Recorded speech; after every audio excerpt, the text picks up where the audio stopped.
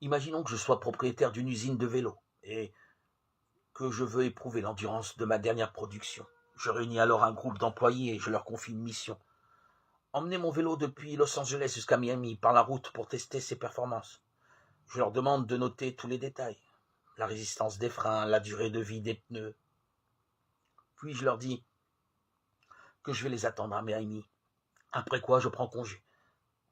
Juste après mon départ, les employés se réunissent et commencent à organiser des comités pour étudier la manière la plus rapide, la plus économique, la plus facile d'amener le vélo jusqu'à Miami.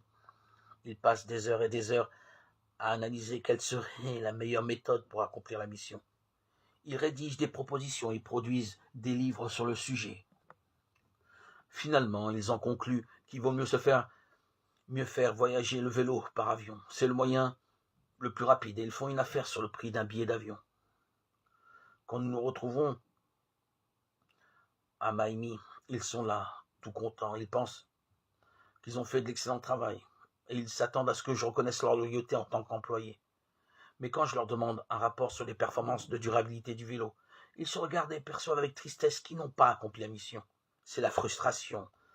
Ils ont passé de nombreuses heures à étudier et à analyser les paramètres. Ils ont travaillé dur pour assembler les différentes ressources. Ils ont fait ce qu'ils pensaient être le mieux. Malheureusement, ils n'ont pas accompli la mission. Pas parce qu'ils ne voulaient pas, mais parce qu'ils ne l'ont pas comprise. Quel est donc le plan divin au sujet de la mission? Le Seigneur aurait pu faire proclamer sa parole par les anges, exemple de péché. Mais ce n'était pas là son plan. Il est évident que Dieu a un plan pour accomplir sa mission. Il serait injuste s'il nous avait donné la mission sans nous enseigner comment l'accomplir.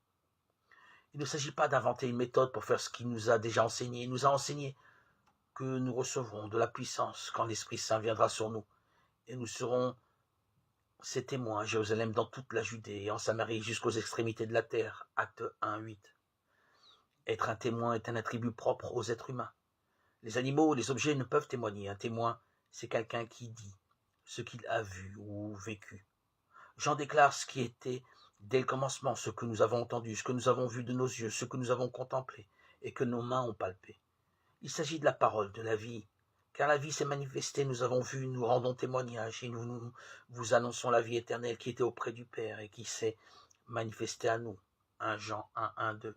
Ainsi, quand Jésus a donné à ses disciples la mission, quelques instants avant de monter au ciel, il leur rappelait quelque chose qu'il leur avait déjà enseigné avant sa crucifixion. Cette bonne nouvelle du règne sera proclamée par toute la terre habitée. Ce sera un témoignage pour toutes les nations. Alors viendra la fin. Matthieu 24, 14.